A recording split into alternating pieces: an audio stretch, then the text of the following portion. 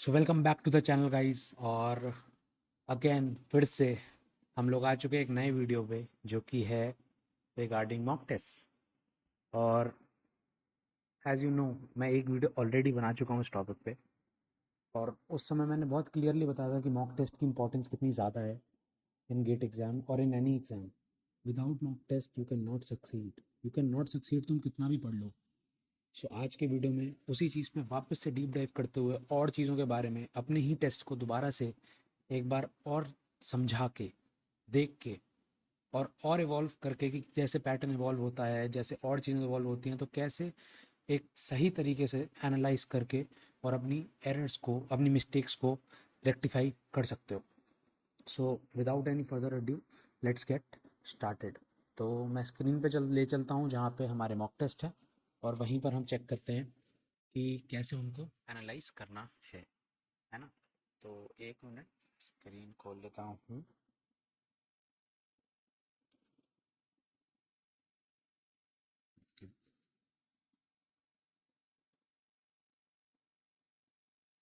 Okay, I guess आ चुके हैं हम लोग स्क्रीन पे। आई होप ये विजिबल होगी। सो नाउ इधर जैसा कि ये, अच्छा ये एक आंसर है जिसको ये मैंने आंसर किया था, आंसर बाय मी। तो वो ये जस्ट देख रहा था, मैं इसको हटा देता है। सो ये गेट ओवरफ्लो का वेबसाइट है। मैंने ज़्यादातर टेस्ट गेट ओवरफ्लो पर ही दिए थे, मतलब गो क्लासेस के और गेट ओवरफ्लो के ही टेस्ट दिए थे मैंने। मिड ईजी की भी टेस्ट सीरीज ली थी इन 2023, बट 2024 में मैंने मेजरली सिर्फ गेट गो क्लासेस और गेट ओवरफ्लो के टेस्ट पर ही फोकस किया था, उसमें भी स्पेशली गेट गो क्लासेस के। और आई गेस मेरे को यहाँ पे गो क्लासेस के ज़्यादा टेस्ट दिख नहीं रहे हैं। I don't know why. It's may be कि यार यहाँ से या तो मैं इसको देख नहीं पा रहा हूँ, but whatever may be the case. So let's get started with our first test. तो जैसे ये एक वीकली टेस्ट है, राइट? एक वीकली टेस्ट है, वीकली क्विज है। ये यहाँ पे हो गया maximum marks this. So I guess ये वाला शायद अभी हम नहीं ले सकते हैं बिकॉज ये वाला खरीदना पड़ेगा वापस से। So let us move to a original paper of GATE 2016 जो कि सेट वन का पेपर था, जो कि मैंने एज अ मॉक टेस्ट दिया था। मैंने, और आप यहाँ पे मेरे मार्क्स दे सकते हो कि ज़्यादा मार्क्स नहीं थे, राइट? 56.33 मार्क्स थे, अभी भी रैंक 734 है। और मतलब और गेट 2000, मतलब ये प्रीवियस ईयर एग्ज़ाम का पेपर था जो कि मैं मतलब तब दिया था जब एग्ज़ाम आने वाला था, राइट? सी आप यहाँ पे डेट देखोगे ना, जनवरी 26 2024। सो बेसिकली ये मैंने अपने आई गेस एग्ज़ाम से 10 दिन 15 दिन पहले ही दिया है, राइट? फेब फर्स्ट वीक में मेरी एग्ज़ाम थी। सो इट्स नॉट लाइक यार कि अब मैं आपको यहाँ से ये चीज़ दिखाना चाह रहा हूँ कि इट्स नॉट लाइक ऑलवेज कि आपने कितना प्रिपरेशन किया है। इट्स नॉट अबाउट कि आपको कितना याद है, कि आपके मॉक टेस्ट में फुल मार्क्स आ रहे हैं या नहीं आ रहे हैं। I am the life proof, right? मेरे 10 दिन पहले भी ऐसे मॉक टेस्ट गए हैं जिनमें मेरे 56 मार्क्स आ रहे हैं, 55 मार्क्स आ रहे हैं। सो वो जो चीज़ है उसके लिए हमें मेहनत करनी है एंड फेथ रखनी है भाई, अपने ऊपर भरोसा रखना है कि हमने जितना पढ़ा है हम उतना एग्जीक्यूट करके आएंगे। बट ज़रूरी नहीं है कि आपके मॉक टेस्ट में भाई हमेशा अच्छे मार्क्स आए, तो उससे डिमोटिवेट ऐसे मत होइए, मोटिवेशन लीजिए क्योंकि और पढ़ेंगे और करेंगे। बट उससे ये नहीं आ रहा मेरे तो मार्क्स ही नहीं आ रहा है, क्या होगा कैसे होगा, उस तरह से फिर तुम कभी भी आगे प्रोग्रेस नहीं कर पाओगे, राइट? तो जैसे आप यहाँ पे जाओ, यहाँ रिजल्ट में जाओगे जैसे, सो ये वही एग्ज़ाम है हमारा जिसमें हमारे नंबर ऑफ क्वेश्चंस अटेम्प्टेड 55 हैं, करेक्ट 37 है। अब यहाँ पे तुम देखो, ये वही पेपर है जो 10 दिन या 11 दिन पहले एग्ज़ाम से मैंने दिया है, और इसमें मेरे 18 इनकरेक्ट अटेम्प्ट्स हैं और मेरे फाइनल एग्जाम में सिर्फ 2 इनकरेक्ट अटेम्प्ट्स थे। तो इट्स नॉट जस्ट अबाउट यार हर पेपर सेम नहीं होता, you have to get it into your head, right? ये हर पेपर सेम नहीं होता है। यस, आपको कम करने हैं, you have to try to minimise it within the mock test. But इसका मतलब ये नहीं है कि अगर तुम्हारे नहीं हो रहे हैं कम, but if you are trying, the most important thing is trying, right? हो सकता है 2 दिन पहले तुमने कोई टेस्ट दिया उसमें भी तुम्हारे 10 इनकरेक्ट अटेम्प्ट्स हो गए, but it doesn't have to mean कि भाई तुम्हारे फाइनल एग्जाम में भी 10 इनकरेक्ट होंगे। हम हमेशा मॉक टेस्ट को एक नेगेटिव अप्रोच में लेके चलते हैं कि यार अगर मेरे मॉक टेस्ट में मार्क्स नहीं आ रहे तो मेरे फाइनल एग्जाम में भी या तो इससे खराब ही आएंगे या इतने भी आएंगे तो यार मैं तो निपट गया। We don't think positively about that. And अच्छा है because we are trained for the worst case scenario. तो हम तो ये मान के चलते हैं मैं जो आज हूँ अगर यही रेप्लिकेट हो गया एग्जाम में, राइट? बट ऐसा जनरली नहीं होता if you have a positive mindset in the exam. पिछली वीडियो में मैंने काफ़ी कुछ एनालिसिस बताया था, मैं लिंक भी दे दूंगा, उसमें भी जाके आप एक बार देखना, उसमें और डिटेल में मैंने हर एक चीज़ को कवर किया था, राइट? बट इसमें मेरा मेन फोकस है माइंडसेट अबाउट द टेस्ट, क्योंकि हम ये सोचते हैं यार टेस्ट देते समय हम क्यों नहीं देते हैं टेस्ट। कई लोग ऐसे होते हैं जो टेस्ट नहीं देंगे because of fear, because of fear of not getting enough marks, not getting good rank, doing lot of incorrect attempts.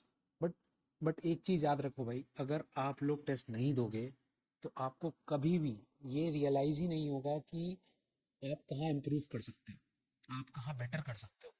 Right, so test देने से एक सबसे इंपॉर्टेंट ट्रिगर ये होता है ना कि जो भी, जैसे यहाँ इनकरेक्ट अटेम्प्ट आपको 18 दिख रहे हैं, सो उसमें कई अटेम्प्ट ऐसे होंगे जो सिली मिस्टेक होगी। राइट, एक एक्सेल शीट मेंटेन करो, मैंने एक्सेल शीट भी दिखाई थी। बट अगर एक्सेल शीट नहीं मेंटेन कर सकते हो तो कोई बात नहीं, एटलीस्ट कॉपी पे लिखो, कुछ भी लिखो।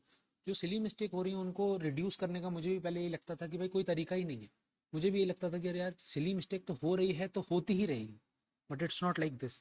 इट्स लाइक कि अगर आपने कोई मिस्टेक को आइडेंटिफाई कर लिया कि ये सिली है, for example bits two bytes convert करना आप भूल गए, बाइट्स टू बिट्स कन्वर्ट करना भूल गए, तो जब आप बार बार उस चीज़ को भूलोगे ना तो दिमाग में एक सबकॉन्शियसली चीज़ बैठ जाएगी कि जब भी ये वाले क्वेश्चन आने हैं तो मुझे बिट्स टू बाइट्स ध्यान से देखना है कि या तो बिट्स देखना है या बाइट्स देखना है। सो ये चीज़ you have to make sure, right, you have to make sure कि भाई तुम्हें करना है। एक लॉगिंग करनी है, एक मेंटल लॉगिंग, एक पेपर लॉगिंग, एक एक्सेल लॉगिंग, कैसे भी एक लॉग मेंटेन करो और टेस्ट दो। टेस्ट से डरो मत।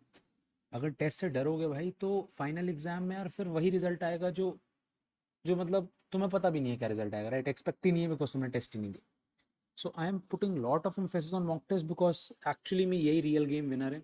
आप किसी भी टॉपर से पूछ लेना, AIR 1 से पूछ लेना, 10 से पूछ लेना, 1000 से पूछ लेना, और जिनकी नहीं आई रैंक उनसे पूछ लेना तो वो ये बोलेंगे कि हाँ भाई हमने इनफ मॉक टेस्ट नहीं दिए। राइट, मेरे पास ज़्यादा टाइम नहीं था, मेरे पास ज़्यादा मॉक टेस्ट देने का, मैंने दिए सफिशिएंट मॉक टेस्ट दिए, बट स्टिल मुझे ये था कि यार मैं प्रीवियस ईयर में जब तक कॉन्फिडेंस नहीं होऊंगा, बिकॉज मैंने PYQs अलग से नहीं लगाए थे ज़्यादा, मेरे पास टाइम, मैं अलग से उनको टाइम नहीं दे पाया था बिकॉज मुझे सिलेबस कंप्लीशन में ही बहुत टाइम लग गया था, मैंने स्टार्ट ही बहुत लेट किया था। राइट, सो इसकी इसी वजह से मैंने प्रीवियस ईयर मॉक टेस्ट दिए, वो भी तब दिए जब एग्ज़ाम बिल्कुल सर पे था। और ये वो है कि जो रियल वर्ल्ड रियल एग्ज़ाम के क्वेश्चन हैं, तब भी भाई आप देख सकते हो मेरे 18 गलत हैं और ये 10 दिन पहले का टेस्ट है फ्रॉम द मेन एग्जाम। ऐसा कुछ नहीं है भाई कि तुम मतलब नहीं आ रहे मार्क्स तो इम्प्रूव नहीं हो सकता, या फाइनल एग्जाम में कुछ तुम इससे ख़राब ही करके आओगे। मेरे हाईएस्ट मार्क्स सीधा फाइनल एग्जाम में ही आए, उससे पहले कभी भी मेरे 69-70 मार्क्स नहीं आए। So have a faith in your self और एनालिसिस करते रहो, टेस्ट देते रहो। सो कमिंग टू एक टेस्ट का मैं एनालिसिस बताता हूँ जिससे तुम्हें समझ में आए कि कैसे करते हैं। सो फॉर एग्जाम्पल यहाँ पे तुम देख सकते हो कि यार ये कुछ एप्टीट्यूड था, एप्टीट्यूड के ऊपर ज़्यादा मैं रिसर्च अभी एक वीडियो बाद में बनाऊंगा डिटेल में कि कैसे एप्टीट्यूड को टैकल करना है। बट फॉर नाउ अभी आप ये देखो कि इसमें जैसे मान लो ये करेक्ट है, तो मैं कैसा एनालिसिस करता था मैं बताता हूँ। ये करेक्ट है तो मैं छोड़ दूंगा, अभी ये भी करेक्ट है छोड़ दूंगा, मैं सीधा आऊँगा नीचे, ये इनकरेक्ट है, ये आ गया हमारा पहला इनकरेक्ट क्वेश्चन। तो ये कुछ कुछ क्वेश्चन है, let P B N arrow of N T this this this. अब यहाँ पे मैंने आंसर मार्क किया है बी और करेक्ट आंसर है इसका सी। राइट, तो अब यहाँ पे time taken is 0 0। Okay, okay, तो ये यहाँ पे टाइम शायद गलत बता रहा है, सबका 0 कैसे होगा। राइट, तुक्काबाजी नहीं करी है इसमें। सो टाइम टेकन है 0 0 सेकेंड, मतलब ठीक है। इसमें आप अब ये देखो कि गलत है, तो अब मुझे याद नहीं है कि यार मुझे क्यों गलत था, बट जब आप टेस्ट दोगे तो आपको ये याद रहेगा कि आपने क्या लॉजिक लगाया था, क्या आपने इसमें सॉल्व किया था, क्या सोच के सॉल्व किया था, क्या आपने इसमें टाइम दिया था। टाइम दिया था तो कितना दिया था, बहुत ज़्यादा टाइम दिया था या थोड़ा दिया था फिर, और या फिर आपने पूरा लॉजिक कंप्लीट नहीं किया, आधे अधूरे से ही आपने कुछ इन्फेसेस निकाल के उसको आंसर मार्क कर दिया। सो ये सब चीज़ें you have to evaluate in your mind. आपको कहीं लिखने की जरूरत, ये चीज़ आप दिमाग में सोच सकते हो कि हाँ भाई मैंने ये सोचा था और ऐसे ऐसे। अब उस लॉजिक के, या फिर मैं डाउटफुल था। सबसे इंपॉर्टेंट कई बार होता है यार कि हम लोग डाउटफुल होते हैं क्वेश्चन में यार कि इसका ये वाला तो है ही, मतलब इसमें ये वाला बाउंड तो सही है, बट दूसरे बाउंड में डाउटफुल हूँ, तो ये लग रहा है तो लगा देता हूँ। सो ये वाली जो कैटेगरी आ जाती है, ये आ जाती है कंसेप्ट पूरा ना आने पे। इसको आप ऐसे मत लेना कि आपको मतलब आता था ये तो उस समय नहीं हुआ, नहीं। इसमें आपको सॉल्व करने का कंसेप्ट नहीं आता तो मैं इसको कंसेप्चुअल मिस्टेक मानूंगा। तो मैं आपको एक कैटेगरी करना बता रहा हूँ कि यार कैसे कैटेगराइज करोगे आप। अगर आपसे सॉल्व नहीं हो रहा है या आपसे किसी भी वजह से आप फाइनल आंसर पर नहीं पहुंच पा रहे हो, तो ये कंसेप्चुअल मिस्टेक है, आपको नहीं आता है वो क्वेश्चन को कैसे सॉल्व करना है। सो उसके लिए फिर आप क्या करोगे, यहाँ जाओगे, डिस्कस सेशन पे क्लिक करोगे और उसका आंसर खुलेगा। तो जो आंसर खुलेगा फिर आप उसको एनालाइज करोगे, देखोगे कि यार ये कैसे सॉल्व होना है, टूर्नामेंट मेथड लगना है, और ये बेस्ट आंसर देख सकते हो। और लोग, कई लोग काफ़ी सारे आंसर देखते हैं, 2-3 आंसर्स को आप एनालाइज करके एक ओवरव्यू बना सकते हो दिमाग में कि ओके इस टाइप के क्वेश्चन को ऐसे करते हैं। और एक इसकी लॉक कर लेना कि हाँ भाई ये टाइप का क्वेश्चन था, ये कंसेप्चुअल मिस्टेक थी, मुझे टूर्नामेंट मेथड पढ़ना है, इसमें टूर्नामेंट मेथड लग रहा है, आपको नहीं आ रहा है, आप एक बार जाके रिवाइज करोगे। So this is your first thing to do. Incorrect attempts, only incorrect attempt, मैं अनसॉल्व भी बाद में देखेंगे, राइट क्योंकि incorrect is the first thing, आपने टाइम दिया, आपने सॉल्व किया और फिर वहाँ पे आपको मार्क्स नहीं आए। So that is the thing. Coming to the second part, ये वाला भी अब देखो यहाँ पे इनकरेक्ट हो गया, मैंने मार्क किया है ए, ये हुआ तो भाई S2, अब यहाँ पे आप देखो S1 S2 S1 S2, S1 हमने सही कर दिया राइट, S2 में दिक्कत है, तो this again is a conceptual mistake. आप इसको ऐसे मत लेना कि यार ये कंसेप्चुअल मिस्टेक नहीं है, ये सिली मिस्टेक नहीं है, ये सिली मिस्टेक हो सकती है अगर मैंने उस समय दोनों को ट्रू समझ के गलती से, मतलब समझ रहे हो, जो सही आंसर ही मैंने सोचा हो बट मैंने गलती से गलत मार्क कर दिया, then it is a silly mistake. But if I have marked by analysing कि हाँ नहीं नहीं मेरे हिसाब से तो फॉल्स है, और जबकि वो स्टेटमेंट टू ट्रू है, तो this is a conceptual mistake. I don't know कि ये कैसे होता है, राइट या फिर उस समय मैंने कोई गलत लॉजिक लगा दिया, हो सकता है मुझे सही लॉजिक आता हो, राइट अगर मुझे सही लॉजिक आता हो, मैंने पेपर में गलत सॉल्व कर दिया, then also it is a silly mistake, right because मुझे आता था, स्टिल मैंने कुछ भी सोचा और मैंने गलत कर दिया। तो इसमें और ऐसा भी होता है, कई बार होता है, बिकॉज आप सही क्वेश्चन सॉल्व करोगे और आपको कंसेप्ट आता होगा but you will solve it wrongly. ये होता है, माइंड पूरी तरीके से इस क्वेश्चन पे ना एंगेज होके आपका माइंड है पिछले क्वेश्चन पे या उससे पिछले क्वेश्चन पे या कहीं और, पूरा दिमाग उसी क्वेश्चन पे होना चाहिए। वाइल सॉल्विंग अ क्वेश्चन पिछला क्वेश्चन भूल जाओ, it will automatically come to subconscious mind अगर तुम्हें आता होगा तो, बट उस समय दिमाग मत लगाओ, राइट। बट अगर ज़्यादा लगाओगे तो क्या होगा कि जो क्वेश्चन अभी कर रहे हो उसको गलत होने का चांस बढ़ जाएगा, right. So this is one thing. So ऐसे ही आपको सारे इनकरेक्ट अटेम्प्ट को देख लेना है, राइट, जितने भी यहाँ पे जाके शायद फिल्टर भी हो जाते हैं, हम इतना फालतू मेहनत कर रहे हैं, आई गेस यहाँ पे फिल्टर, चलो फिल्टर का तो दिख नहीं रहा ऑप्शन, कोई नहीं, ठीक है। तो ऐसे ही सिमिलरली अब ये वाला हो गया, सी लाइब्रेरी ऑलवेज, अब ये मुझे नहीं आता होगा, राइट, या फिर अगर आता होगा तो मैंने एक मिस कर दिया, तो मेरे हिसाब से ये भी एक कंसेप्चुअल मिस्टेक है।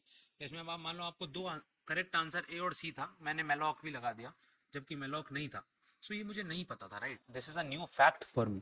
तो इस फैक्ट को आप लिख लो अपनी कॉपी में, नोट्स में कहीं ऊपर मेरे, तो आप, मैं नोट्स अभी कुछ टाइम में अपलोड करने वाला हूँ, उसमें आप देखना कि जस्ट ऊपर ही मैं लिख लेता था काफ़ी सारे पॉइंट्स ऐसे टेस्ट में से ही निकाल निकाल के, कि विच ऑफ द, तो मैं यहाँ पे स्टार लगा के मार्क करके लिख लूँगा कि malloc is a not a standard, या फिर स्टैंडर्ड क्या लिखा है इसमें, तो ये मैं लिख लूँगा एज इट इज़ लाइन और फिर ये मेलॉक, तो उससे मेरे दिमाग में ट्रिगर हो जाता है कि मेलॉक भी इसमें आता है।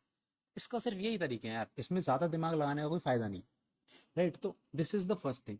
Now coming to the unattempted, unattempted में सिर्फ दो ही केस बनते हैं, या तो आपको आता है, आप सॉल्व नहीं कर पाए ड्यू टू टाइम रीज़न, और मे बी आपको लगा कि मैं बाद में कर लूँगा, आप बाद में नहीं आ पाए, या फिर आपको लगा कि भाई ये क्वेश्चन बहुत टाइम लेगा और इतना मेरा वर्थेड नहीं है उस मार्क्स के लिए, तो आपने नहीं किया, राइट। यही दो तीन रीज़न हैं।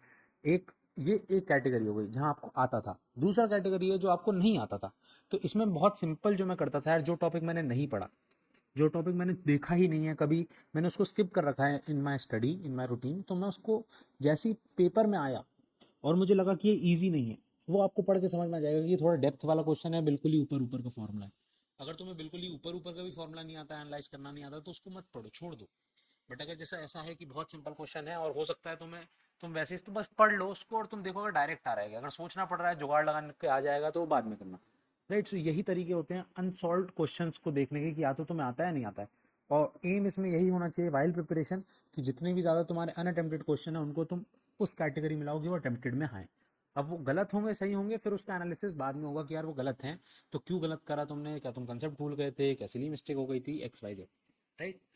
तो ये मेरे हिसाब से एक एनालिसिस का एक पैटर्न होना चाहिए, और इसमें और बहुत छोटे छोटे मॉडिफिकेशन कर सकते हो, नोट्स बना सकते हो, जो क्वेश्चन गलत हो रहे हो उनका नोट बना सकते हो, तो हर चीज़ का लाइक, इसमें तो डेप्थ में जाने की कोई लिमिट ही नहीं है, जितना तुम डेप्थ में जाओगे उतना बेटर है। बट स्टिल मैंने तुम्हें एक बेसिक लेवल का ये बता दिया कि यार तुम्हें इतना तो करना ही है, अगर तुम इतना भी नहीं करोगे तो that is a issue, right. This is the bare minimum for analyzing mock test, bare minimum, मैंने बेयर मिनिमम ही किया है। I am just telling you what I did, I am not telling you कि भाई proper क्या AIR 13 AIR 1 AIR 2 ने क्या किया, right. They might have done more, they might have done less, I can tell mine and this works. इतना भी है कि यार हाँ, ये एनालिसिस तुम्हारी मदद जरूर करेगा, और ये तो बेसिक एनालिसिस है, इतना करना ही है, इसके ऊपर जितना तुम्हें करना है तुम्हारी। सिमिलरली ऐसे बहुत सारे टेस्ट हैं, राइट, मतलब मैं कितने तुम्हें दिखा दूँ।